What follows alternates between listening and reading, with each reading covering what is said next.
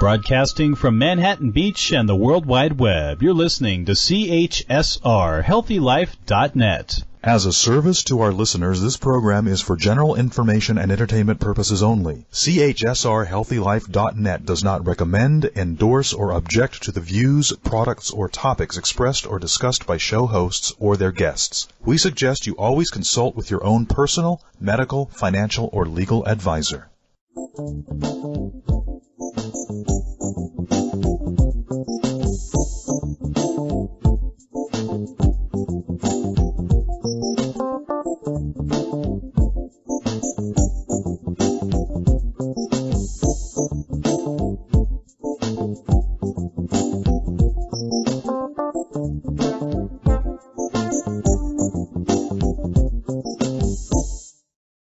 Welcome to Center Point.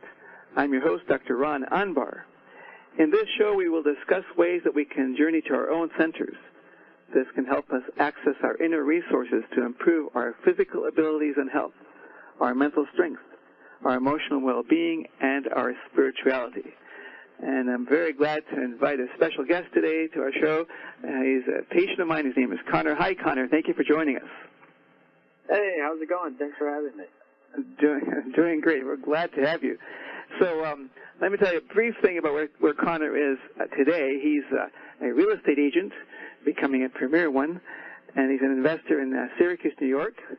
He's a graduate of Utica University, where he received a BS in construction management. And when he's not working, he enjoys playing soccer and traveling. But Connor and I actually met, I believe, when he was about 9, and he came to me relating to problems with his asthma. And then we met again when he was, I think, 19, and he had stuff with irritable bowel syndrome. And I'm hoping today to hear Connor's story. So he's encountered mind-body medicine at different ages, and I'm very curious to hear his impressions from when he was young, and then when he was a young adult, and then how he uses his knowledge about mind-body interactions in his day-to-day life as a young adult. So, Connor, maybe you can tell us what do you remember when we met when you were 9, right? Yeah, so I was 9 or 10. I believe I was in 3rd grade. So I have asthma, so I was having pretty bad asthma attacks, and being in 3rd grade, sitting in a classroom and having an asthma attack is just not fun, because all the kids and the teacher just start looking at you, and then you get up to go get a drink in the hallway, and at that time, all the classroom doors were wide open to the hallway, so everyone in all the other classes saw you walking down the hallway having an asthma attack and coughing, so it was kind of a little traumatic experience on my end. So I definitely had the asthma and had asthma attacks, but also a little bit of that had to do with anxiety, too, about having the asthma attacks. So that's when I got introduced to you, and I came in, I think 9 or 10, 3rd grade, and you taught me a couple different things about hypnosis, and not so much with the subconscious at that age, but definitely with the hypnosis, and I think we did a cough dial. Am I correct on that? Sounds right to me. Yeah, so I believe what we did was I would put myself in a hypnotic state, and I would picture myself walking into a little building, and in that little building there would be this dial that was ranged numbers from 0 to 10.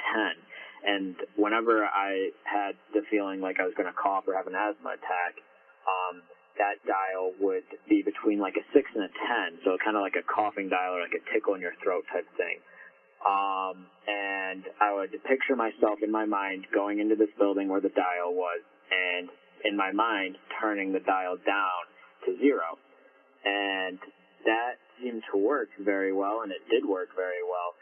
It took a few tries to get it to practice and get used to it, but I would start using that whenever I felt like I was having an asthma attack or had a tickle in my throat and was going to start coughing, and I would just picture myself going in and turning this dial down to 0, and I didn't need to cough anymore, so it was a pretty cool experience. No, I think when you were referred to me back then, it was because I was a pulmonologist and you were sent to me to treat your asthma, and I don't remember specifically what we did to your medications, but at some point I must have introduced the idea that, hey, you can have mental control over your symptoms. Do you remember, as a 9-year-old, how you took that news? You thought that was cool? Do you remember how you reacted? I thought it was pretty cool. I definitely think I was a little skeptical to start, but I thought it was pretty cool, and I was willing to try anything. I was open to trying anything, even at 9 or 10 years old, just because I didn't enjoy the experience of having asthma attacks and coughing a bunch in public or in school. So I was open to trying new things and really giving it a shot, and it worked. Did you remember talking to your parents about it all, or you remember how your parents reacted? Yeah, so my dad actually is the one that referred me to you, so he knew that you were doing some good things, and it was pretty cool to get to work with you, and then talking with my parents about it, it definitely helped, and I wasn't as anxious, and they were definitely noticing that. So do you think your parents realized anxiety was part of your problem? Yes, yeah, absolutely. So maybe that's how your dad ended up sending you to me. And so do you remember how long we worked together back then? Back then, I want to say it wasn't probably much longer than six months or so. I don't think it was too long at that time because I was able to pick up on the hypnosis stuff and do it myself relatively quickly. How did it make you feel about yourself when you realized you could control how you feel? As a young child, how did you react? It definitely made me feel more confident in myself, and if I can do this, if I can control my cough, which I didn't think I could really control, if I can control having to cough or having an asthma attack, what else can I, if I put my mind to it, what else can I do, both inside my body and outside? I think that's a really important thing, that when children learn they can improve their own health, they can sometimes apply to other areas of their life, and indeed I've seen kids become more confident and self-aware. So after we stopped working, so I guess you might have been around 10 at that point, did you use mind-body techniques for the next few years, or did it sort of fade out, or how did you take it from there? Yeah, so I used like I said, I put myself kind of in like a hypnotic state, even if it was for 20, 30 seconds. Just close my eyes, take a little breath. If I felt an asthma attack or like I was going to cough a lot coming on, I would just take a second, relax, and then just picture myself turning that dial down in my head. And it really helped a lot. And I still use that to this day. And that definitely stuck with me. But you used it mostly for asthma control over the next few years. Yeah. You didn't do it. Yep. You didn't use it for other things that you remember. Right. I used it solely for the asthma, and at that time, and we'll get into it in a little bit. But then started to use some other techniques for other things in my life. So it's interesting that I'm sure I told you, or at least it'll be my practice to tell patients, hey, you can use this other areas of your life, but most people don't. And in fact, when I teach therapists to do hypnosis, and I'll say, okay, here's how I do it, then they'll copy what I do, and then they won't vary typically. So I find a lot of people, once they know something works, they don't want to change it for fear, I guess, it won't work. But the truth is, when you do hypnosis, when you do therapy, there are many paths to the same goal, which is improved self-efficacy. But it's always fascinating to me that people who have great abilities, and you're one of those people, Connor, don't figure out that they have those abilities like on their own. They need to be nudged sometimes. All right, so you controlled your asthma with the cough dial, and then how did we encounter each other again? I guess it would have been about 3 years ago. Yeah, so from when you were 19, I think. Yeah, from like 10 to 18, 19 years old, we didn't have any communication with each other, and then I was a freshman in college, I believe, when we started talking and seeing each other again, and I, at that time, was having the IBS symptoms, and I'd been seeing a doctor for a couple of years. No medication really seemed to work, and they also couldn't figure out exactly what was wrong with me, so they couldn't really prescribe me any other medication. So I was kind of at a dead end in terms of I didn't really have anything to do to try and make my symptoms better. And, you know, I remembered going back to when I was having my asthma anxiety problems and all that, and how you helped and hypnosis helped. And then I decided, you know what, I'll reach out to Dr. Ambar and see if we can help my IBS and stomach issues too. Now, before we talk more about that, so IBS is irritable bowel syndrome for our listeners. And can you just describe some of your symptoms, what you were dealing with before we met? Before we re-met? So before we met, you know, I would get pretty anxious about going to the bathroom. But at that time, I didn't really know it as being anxious. I just knew it as, you know, my stomach was upset. So I would go to the bathroom several times before leaving the house. And every time I had to go somewhere, if there wasn't a bathroom or there was a possibility of there not being a bathroom, I was pretty, you know, anxious about that. My stomach would get upset, and I was anxious about it. And looking back at that, now I know that I was having anxiety, and that was the reasoning behind it. But at the time, I just was like, my stomach's upset, and I don't know why. So those were kind of my symptoms to begin with, and it really was kind of controlling my life in a way where if there wasn't a bathroom at a place where a bunch of my friends were going or my family was going, I didn't really want to go. So it definitely was an issue that needed to be solved. Do you remember the bus trips, how you felt about those? Yes, yeah. So I played soccer in high school, and we would travel all over the state. And on those school buses, obviously there's no bathrooms, so traveling on a bus for 2 or 3 hours is definitely not fun when you're worried about that. And I did have some pretty traumatic experiences in that sense. And then ironically, so in retrospect, your abdominal problems were because you were anxious, and then you got even more anxious because of the abdominal problems. So it was a catch-22. It just build up. And I see that in so many patients who develop anxiety-associated symptoms. Then they get anxious about the symptoms, and it gets all the worse. Yep. This is especially true I remember patients with dyslexia, trouble reading, become anxious because they have trouble reading, because understandably so, and then the anxiety makes them have even more trouble reading, and you get into this vicious cycle. When you teach them to do hypnosis, things get much better. So, as I understand it, you're the one who thought, hey, maybe we should go check out with Dr. Anbar again. So tell me, what do you remember when we re-met? What happened? Yeah, so when we re-met, we kind of discussed what was going on, and, you know, you taught me we went over some of the techniques that I'd learned when I was 9 or 10, and then you taught me a couple more techniques and just ways to put myself in a hypnotic state, and kind of, this time we started connecting with my subconscious and being able to really, you know, communicate with my subconscious and get to the root of what was going on, so that we could figure out a plan of action and solve it and take care of it. How did you connect with your subconscious? What was that like?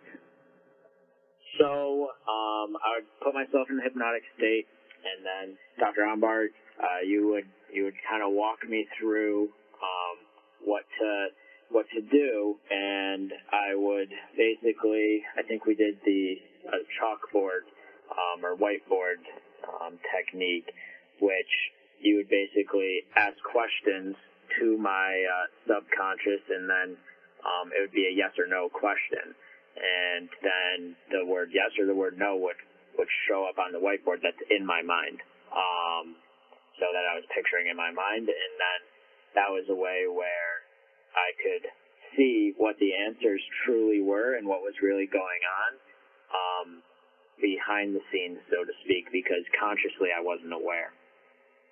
Do you remember anything surprising you learned? Definitely the fact that my IBS and my stomach issues being the cause of anxiety, or being the result of anxiety, rather. I think that was a little surprising to me, but at the same time, not so much, because my subconscious knew it all along. But consciously, I I never thought of it like that. I always thought my stomach was just upset because something was wrong with me, or because of something I was eating. So it's interesting. The subconscious oftentimes is more honest with people than they are with themselves. So sometimes it's easy to say, hey, I'm bothered because I ate something wrong or my stomach is acting up, as opposed to saying, hey, I'm anxious about something or other. Because if you admit you're anxious about something, you need to deal with it, and maybe you might be too anxious to deal with the issue. And as I recall, we did some therapy around what was making you anxious, the original reasons, and that helped a great deal as well. Yeah, absolutely. Another thing we should probably mention is when Connor was 9 or 10, we worked in person, and when he was 19, I had moved from Syracuse, New York to La Jolla, California, so we worked by video. And one reason I used the whiteboard subconscious technique is because I couldn't see Connor's fingers moving, because sometimes you could talk to the subconscious through finger motion, and I couldn't test his muscle strength, which is another way of communicating with subconscious. So we ended up using the whiteboard method that Connor described. And that's one other thing worth mentioning. In the 10 years between the times we worked together, I started helping patients reach their subconscious more routinely. Now, if I'd met a 10-year-old today, I would teach him about subconscious already. I might call it inner advisor or something, but I would already I teach 9 and 10-year-olds how to contact their inner selves, because they have great insight at that age. 10, 12 years ago when I first worked with you, I didn't have that quite of a sense. That wasn't a typical offering. So my practice of hypnosis has evolved over the time as well. So what happened with your IBS once you started using hypnosis? Yeah, so my IBS symptoms improved tremendously after practicing the hypnosis techniques that we used. And I know that we did the technique where I would picture myself in a place that was relaxing to me. So I just chose a farm field, and I would sit there.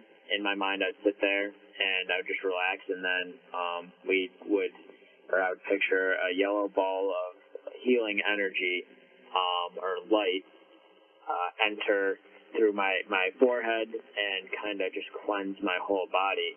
And whenever my stomach felt like it was upset, I would do that, and I would use that technique, and I would just, sit for, whether it was 20, 30 seconds to a couple minutes, sit and just relax and picture the ball of healing energy pass through my body and really, I guess in a sense, clean out all of the gross feelings and upset stomach, so to speak.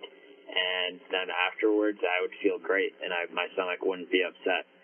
And I still use that to this day whenever my stomach starts like it's feeling a little upset, which is few and far between now. But when it does happen, I still use that technique, and I feel great afterwards. That's amazing. How often did you use it initially?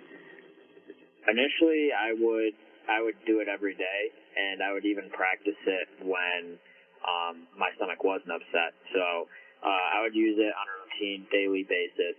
And now I probably use it, a couple times, maybe once a week, a couple times a month, for my stomach feeling like it's going to be upset. But yeah, like I said, it's few and far between. It's kind of all over the place now. And how long did you use it on a daily basis before you got a lot better? I would say a couple months, probably. It worked from the start in terms of my stomach was getting better, but my stomach was still upset kind of on a daily or weekly basis.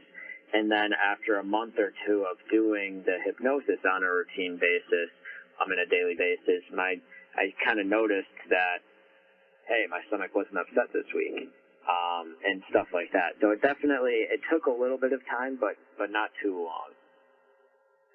So the medical literature, there's actually quite a bit of research done in IBS, and some of the research says you need to have 8 sessions, sometimes 12 sessions with a therapist before you get significant improvement. I teach, as Connor described, I teach how to do self-hypnosis, and then people do it on a regular basis on their own. I suspect we probably met 5 or 6 times during those couple of months in terms of talking. But I don't think I did much more with your IBS directly. Like, I taught you the hypnosis, which you started using right away, and then what we talked about the things that were stressing you and how to approach them differently.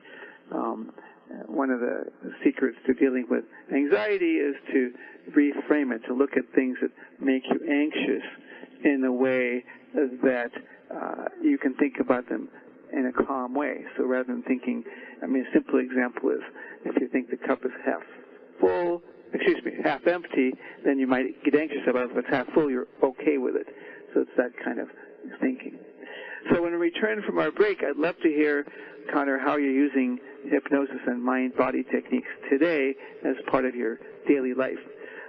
This is Center Point with Dr. Ron Anbar.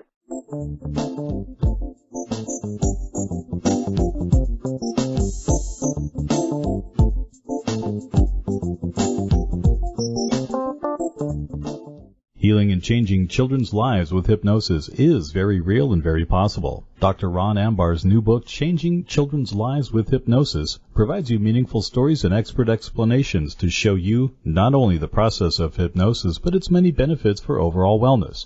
Whether a parent, practitioner, or medical doctor, this book opens the way to complete connection, so necessary for healing. Get your copy of Changing Children's Lives with Hypnosis at Amazon.com or visit dranbar.com. HealthyLife.net, where positive overcomes negative. Dr. Ron Ambar and his dedicated team of healthcare providers offer unique health services to help patients overcome psychological roadblocks or use the power of their minds to improve their overall health and well-being. At Centerpoint Medicine with services in La Jolla, California and Syracuse, New York, this caring staff are waiting just to help you. Find out more at centerpointmedicine.com. Can't wait? Make your appointment now. Call 858-201-4001. That's 858-201-4001. Audiobooks gives you instant access to over 50,000 of the best sellers and hottest book titles in romance, mystery, fiction, and many other genres. Just visit HealthyLife.net's advertiser page and click on Audiobooks to get started. Every year since opening Centerpoint Medicine, Dr. Ron Ambar has been overwhelmed with demand for his services, so much so that he has established a first-of-its-kind franchise opportunity. As a franchise owner of the leading pediatric hypnosis counseling center in the U.S., you'll be at the forefront of an exciting sector of healthcare as you increase your revenue. With low overhead and full support, it's your time to take advantage of this franchise opportunity. Just call 858-997-3196. That's 858-997-3196. HealthyLife.net, where positive overcomes negative. If you are a medical or licensed healthcare professional or just anyone looking for a qualified hypnosis practitioner, then go on over to ASCH.net. That's the American Society of Clinical Hypnosis. At ASCH.net, you can get certified, attend workshops, and even find a hypnosis practitioner or consultant. ASCH provides an opportunity to learn and interact with colleagues. So whether you're a professional wanting to learn hypnosis or a patient wanting help with a problem, visit ASCH.net now. More exhilarating talk. HealthyLife.net.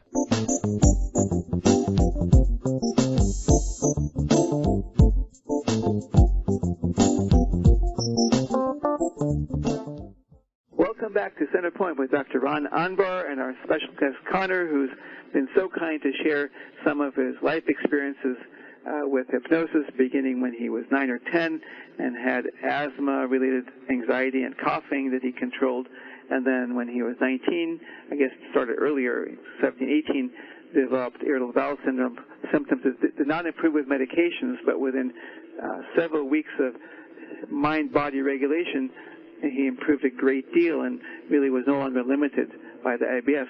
And both of those are really cool stories, and I always lament the fact that there's so many people out there who are suffering from similar symptoms and have no idea that they can help themselves in a short order of time. And I'm hoping that the listeners to the show tell people who might have similar symptoms, hey, you don't have to suffer those or from those. So, Connor, so you're a successful young realtor doing amazing things. How do you use your knowledge that you can help yourself in your day-to-day life unrelated to your health? Yeah, so I think it's definitely played a large role in both my professional and my personal career. So, and from a professional standpoint, 2 years ago, I would have been I would be a junior in college 2 years ago, and I was working, construction full-time job, internship, and realized that's not what I really wanted to do with my life. I didn't want to work for 30, 40 years and, put in 120% effort and have someone putting 60% effort getting paid the same amount as me. So I really started to do some reflection and thinking about if that's really what I wanted to do with my life or if I wanted to do something else. From a professional standpoint, and through hypnosis, I was really able to, communicate kind of with my subconscious and really reflect and realize that's not what I wanted to do with my life. I was fortunate enough where I had kind of gotten the itch for real estate investing at that time. During COVID, when there wasn't really a lot going on, I had a lot of time to do some self-knowledge and self-growth and research. So doing a lot of real estate research and kind of got the itch for that. So I ended up finding a mentor and going that route. And today, after graduating and all that, I've had my real estate license for a year, and I've been in the real estate investing and property management world for about 2 years now. So it's really kind of been cool to see how I've grown in a professional standpoint from working at 9 to 5 to basically working for myself over the past 2 years. How do the subconscious interactions help facilitate that or push you towards it? What do you remember? Yeah, so similar to how we use the whiteboard technique with my IBS symptoms, you and I had a couple meetings where we would do that, but with what I was thinking from a professional, career standpoint. And we'd go through questions like, do you want to work for so-and-so company? Do you want to do this? And it would be yes or no. And then it kind of narrows it down to being, no, I don't want to work a 9-to-5 job in construction for the rest of my life. I'd rather be doing something else. And then we'd go that other route. What would I be wanting to do? What does that look like? And what do I want to kind of achieve in my life? So it was cool to kind of connect with my subconscious and really get to the bottom of deep down what I want to do with my life and who I want to be. Now, this is a tough question I'm going to ask, and it may be hard to answer. But if you did not have the subconscious access, right? If we weren't working together, do you have a sense of what would have happened? Do you have any idea? So yeah, I pay hypnosis and my subconscious, and of course you, Dr. Ambar, a lot of credit in where I am today from a professional standpoint, because I would probably still be at that 9 to 5 job, working full time in construction, where there's really a ceiling in how far you can go, unless you own your own company, which again is working for yourself, so to speak. So, I would probably be working for that same company that I was 2 years ago. I wouldn't be in real estate and doing all the cool things that I'm fortunate enough to be doing now. So, I don't think Connor's over-exaggerating. I mean, everybody's experience is different, but I've been struck in working with many patients by how interactions with the subconscious allows people to be more honest with themselves and hear themselves better and then make changes. It's a fairly routine situation in my practice where the subconscious would tell the patient, well, talk about this instead, and the patient will talk about it, and then they'll say to me, I never would have thought I would talk about such things, but yet the subconscious facilitates that. And I think you experienced part of that. And in terms of, your IBS is better, clearly, but I think our ongoing interactions have helped. So if you had stayed at the other job, which would not have been not only not as fun, but I think more stressful than your current job, then it could reflect on your health again. And therefore, I think to help maintain good mental health, it's often very useful to be in touch with yourself, perhaps work with a counselor or a therapist, just to maintain good health. And a lot of times our health system, just treats once you've broken down, you can treat that. But I think ideally we do preventive care, and that's sort of what you and I are doing now, is helping you stay on the right path for you and preventing deterioration. Does that make sense? Yeah, and to go off what you're saying with the preventative care thing, I think that's exactly what I've been working on now and doing. It also contributes to my personal life. I think it's important for people to take care of their mental health and their mental well-being, and preventative care through hypnosis is a great way to do that. For example, we've been meeting for the past 3 years, and I've been practicing hypnosis routinely for the past 3 years and connecting with my subconscious. And this past spring, I unfortunately lost one of my best friends in a tragic experience, tragic death. And at that time, there was so much going on, so many things that needed to be done, and I didn't really know what to do and how to do it. You're kind of in that state of shock. And looking back at it now, some things were easy decisions if I was making them now, but in that moment, it's not. So it was really useful to be able to use hypnosis and to connect with my subconscious to clear my head and be able to make decisions and, really focus on what needed to be focused on. Right. I think, if we take a step back and look at your life, it's 22, 23, coming up 23 years, but, you twice already with the asthma and then the IBS, you were struggling enough mentally that you developed worsening physical symptoms. So this is something you're prone to. Not a bad thing. In fact, a lot of people are prone to that. But you have a tool to manage it, and with preventive care, I'm sure you're staying healthy, both mentally and physically, because of your good mental self-care. And again, so much people can learn from that. Connor, I thank you so much for sharing your story with us. I think we're all enriched. I know personally I've been enriched working with you over these years, and look forward to keeping in touch. Thank you for joining us. Absolutely. Thank you for having me. This is Centerpoint with Dr. Ron Anbar.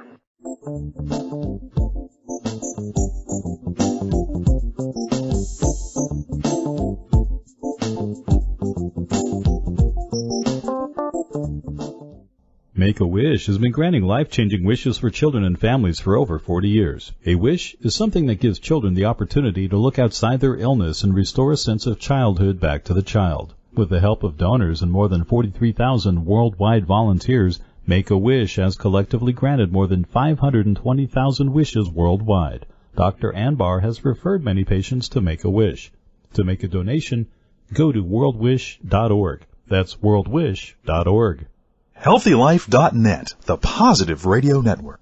Healing and changing children's lives with hypnosis is very real and very possible. Dr. Ron Ambar's new book, Changing Children's Lives with Hypnosis, provides you meaningful stories and expert explanations to show you not only the process of hypnosis, but its many benefits for overall wellness.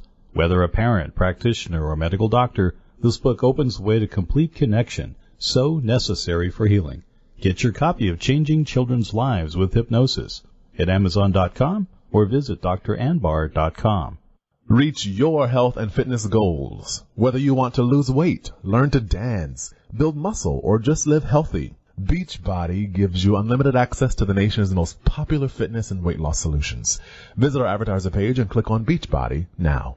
Dr. Ron Ambar and his dedicated team of healthcare providers offer unique health services to help patients overcome psychological roadblocks or use the power of their minds to improve their overall health and well-being. At Centerpoint Medicine with services in La Jolla, California and Syracuse, New York, this caring staff are waiting just to help you. Find out more at centerpointmedicine.com. Can't wait? Make your appointment now. Call 858-201-4001. That's 858-201-4001.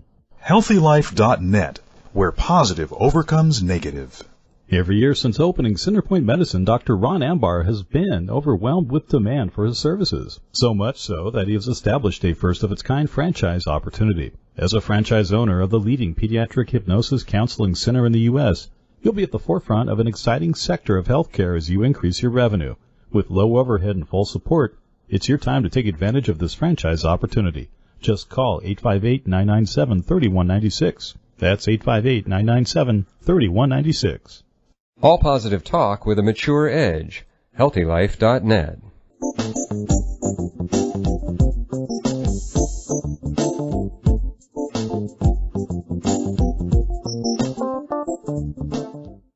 Welcome back to Centerpoint with Dr. Ron Anbar.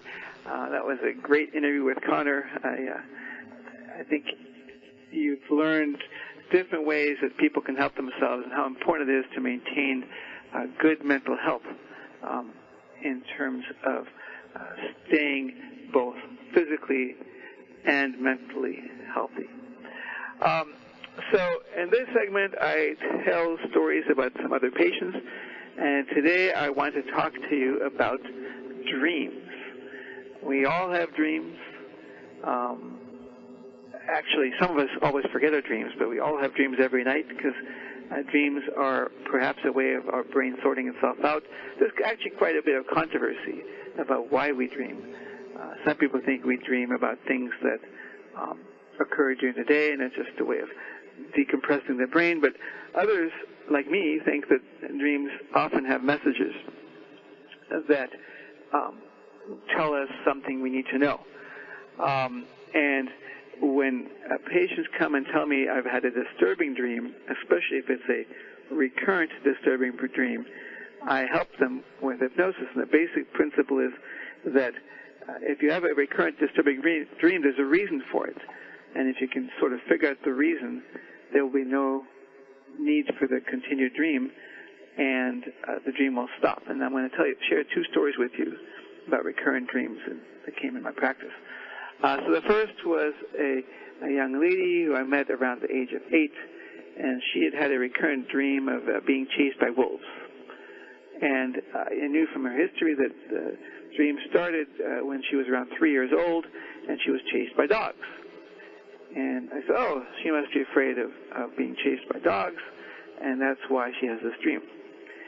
So what I did was I taught her how to do hypnosis, how to relax by going to a favorite place, and then asked her in hypnosis to redream the dream and to tell me when she got to the part of the dream when she became really scared and woke up and used to run to her parents' house for help. So I think she was waking up 3 times a week because of this recurrent dream. So she said, she told me the story that she's in her dream and wolves start to chase her, and she's trying to run away, and the wolves get closer and closer and closer until she wakes up when they're about to get her. And I said to her, okay, got it. Now please dream the dream until the end, because when you get to the end, you'll find out what it means. So she said, okay, so the wolves are getting closer and closer. They're about to eat me, but I drop into a hole. I'm thinking to myself, oh, that's good to get away from the dream, from the wolves. And I drop into hell, she says. And now the devil's chasing me. And he's getting closer and closer. And I say, well, keep going. And he's getting closer and closer. He's going to kill me. I say, keep going. And I'm thinking, where is this girl's dream going? He kills me, she says. I said to myself, uh-oh. I say, keep going to her. She says, he tars and feathers me. I don't know when an 8-year-old got this idea of tars and feathering, but there she goes. And now he takes me back up to earth, and he's protecting me from the birds so they don't eat me because I'm dead. And I say, keep going. And then she says, the angels come. Oh, good, I think to myself. And they bring me back to life, and they chase away the devil. And that's in the dream, she announces. I said, oh, wow, well, what does that mean to you? It means God protects me. Well, that's a good thing to know. And that was the end of the dream. Never happened again. after she said this to me, I said, this dream reminds me of a psalm in the Bible. And I pulled up Psalm 23. Many of you will be familiar with Psalm 23 because it's recited in funerals. And Psalm 23 says something to the effect that, though I walk through the valley of the shadow of death, God protects me. And I thought this girl had had that kind of experience. And so I pulled up the Psalm 23. There was a picture of the valley of the shadow of death.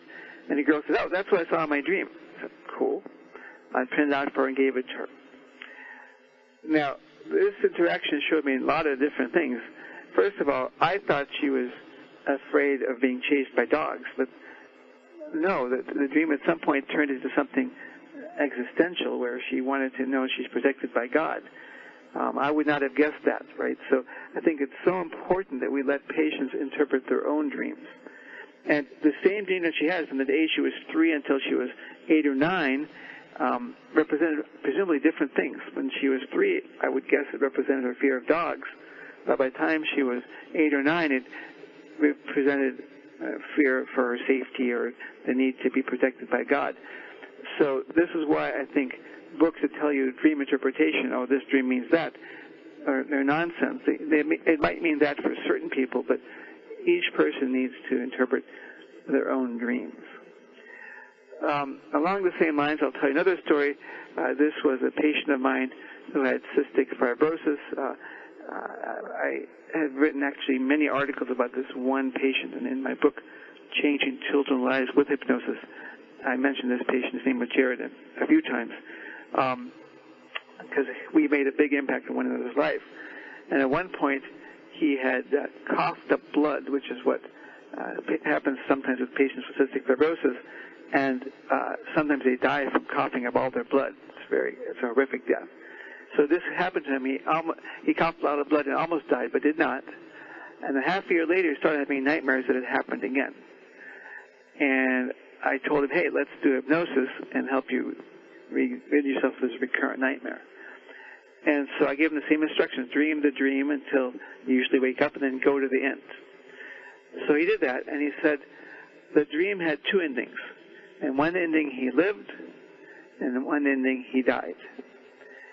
But he realized no matter what ending it has, the suffering associated with coughing up blood would be short-lived.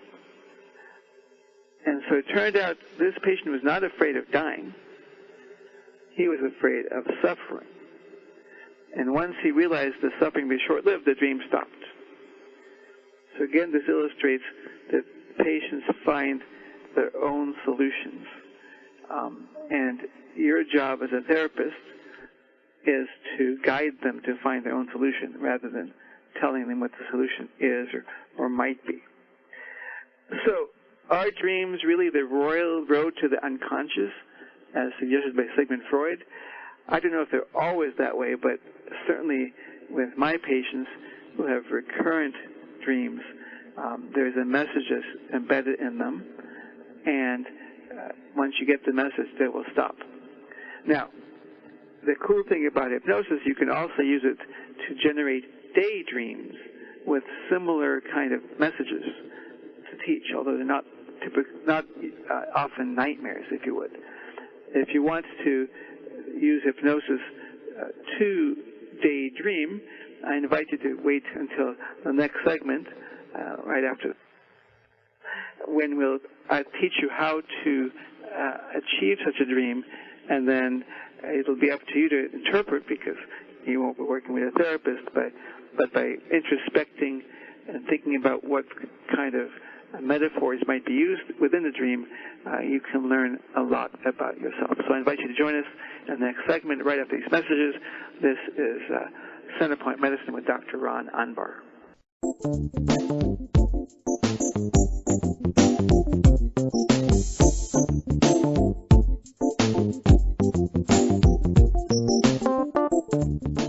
More than 30,000 children and adults of every race and ethnic group in the U.S. have cystic fibrosis. Cystic fibrosis is a disease causing long-lasting lung infections, limiting the ability to breathe over time. Dr. Anbar participated in research that helped advance survival of cystic fibrosis patients by more than 20 years.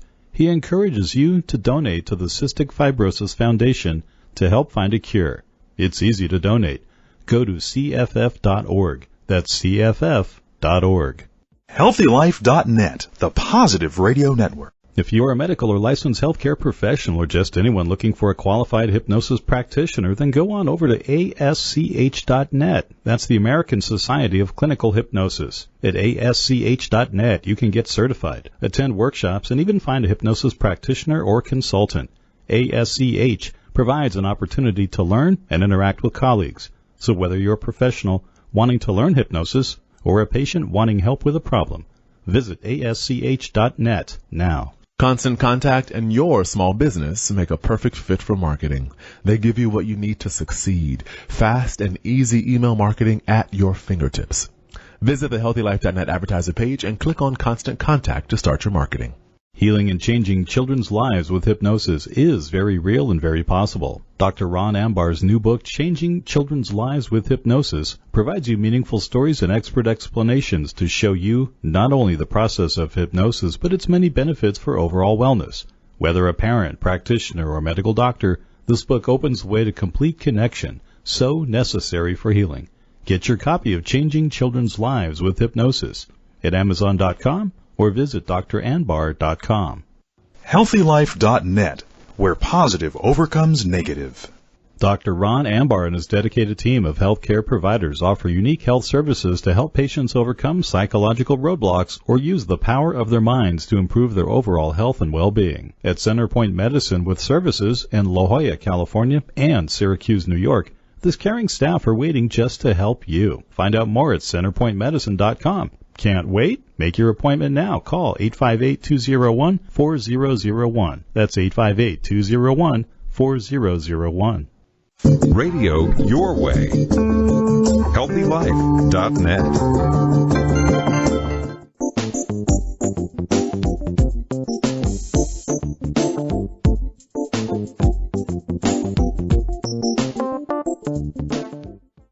Welcome back to Center Point with Dr. Ron Ambar. We're talking about dreams and dream interpretation. We discussed that recurrent dreams typically have a message, and once you figure out the message, the dreams stop. And then I mentioned that you could learn to daydream in hypnosis and also get messages from your subconscious.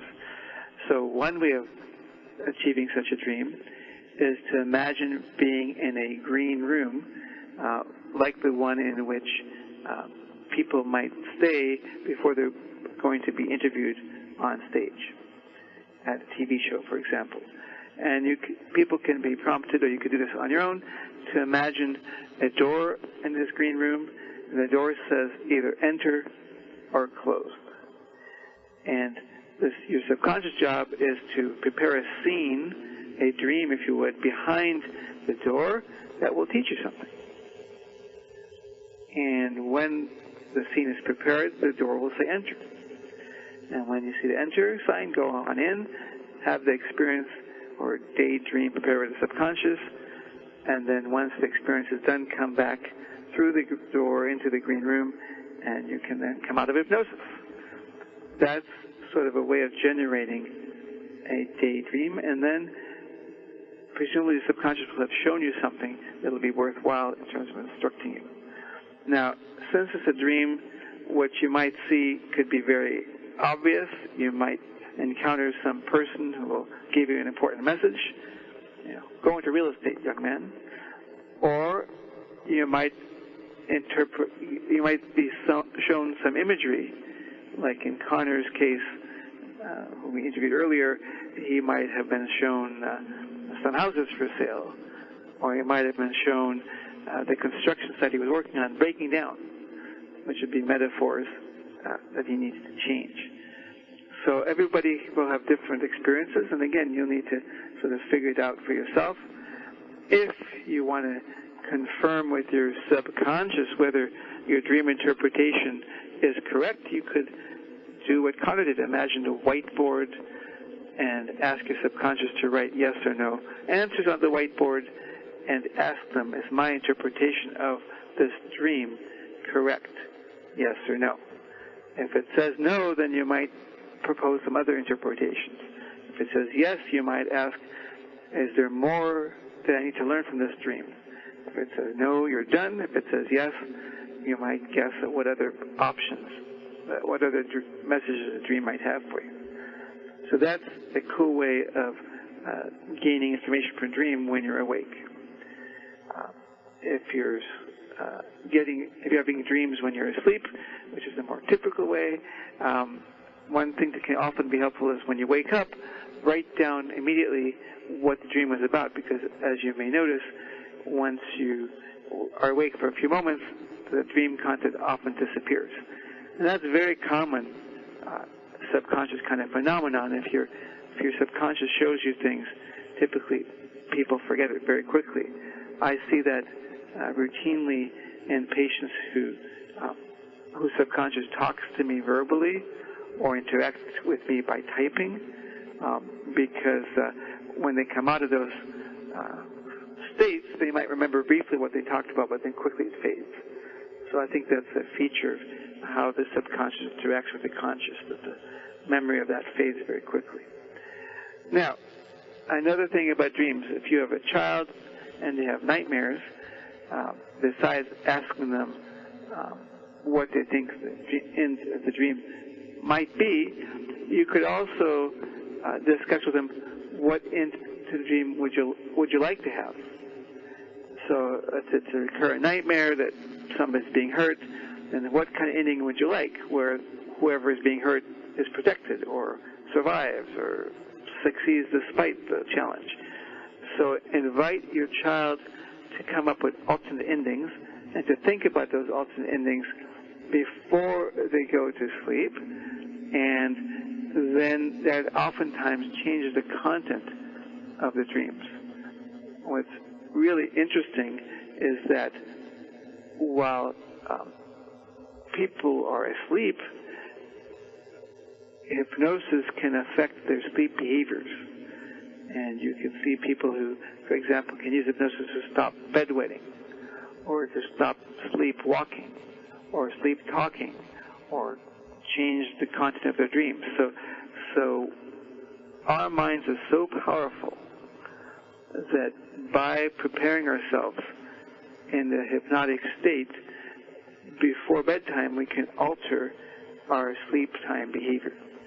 And actually, when you realize the subconscious mind is not asleep when you're asleep, it makes sense that you can alter your behavior as long as you turn it over to the subconscious mind.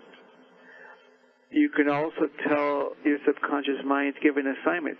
Hey, I'm trying to figure out a creative assignment for my English class. Can you work on it overnight and give me the answer in the morning? That can actually work. Or can you show me a dream to solve the problem I'm working on? Many of the listeners may be familiar with the dream that Francis Crick had. He's the one who described DNA as being a double helix. That came to him in a dream. Paul McCartney says the lyrics to the famous song Yesterday came to him in a dream. So you can give your subconscious assignments, and sometimes they'll fulfill them.